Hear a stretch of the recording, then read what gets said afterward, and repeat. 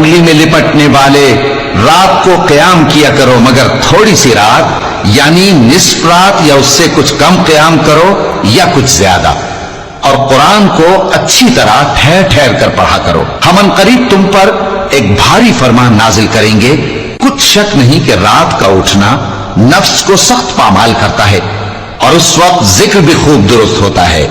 دن کے وقت تو تمہیں اور بہت سے شغل ہوتے ہیں، تو اپنے پروردگار کے نام کا ذکر کرو اور ہر طرف سے بے تعلق ہو کر اسی کی طرف متوجہ ہو جاؤ۔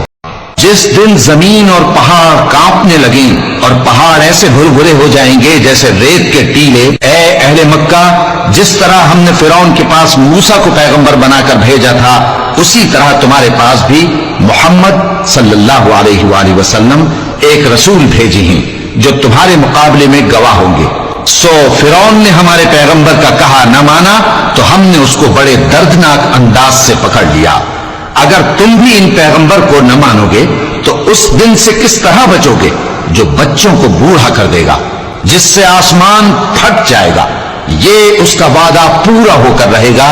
یہ قرآن تو نصیحت ہے۔ اے محمد صلی اللہ علیہ وآلہ وسلم، سورج کے ڈھلنے سے رات کے اندھیرے تک ظہر، عصر، مغرب، عشاء کی نمازیں اور صبح کو قرآن پڑھا کرو، کیونکہ صبح کے وقت قرآن کا پڑھنا فرشتوں کی حاضری کا موقع ہوتا ہے، اور بعض حصہ شب میں بیدار ہوا کرو اور تہجد کی نماز پڑھا کرو۔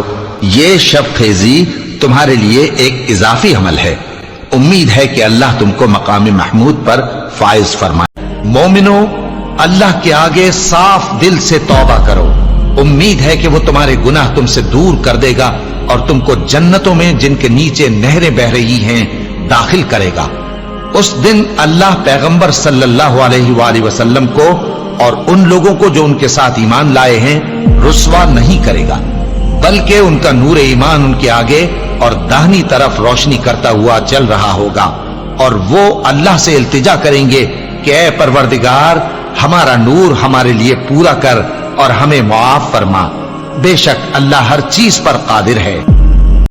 جب اللہ کی مدد آ پہنچی اور فتح حاصل ہو گئی، اور اے نبی صلی اللہ علیہ وآلہ وسلم، تم نے دیکھ لیا کہ لوگ فوج در فوج اللہ کے دین میں داخل ہو رہے ہیں، تو اپنے پروردگار کی تعریف کے ساتھ تسبیح کرو اور اس سے مغفرت مانگو، بے شک وہ بڑا معاف کرنے والا ہے۔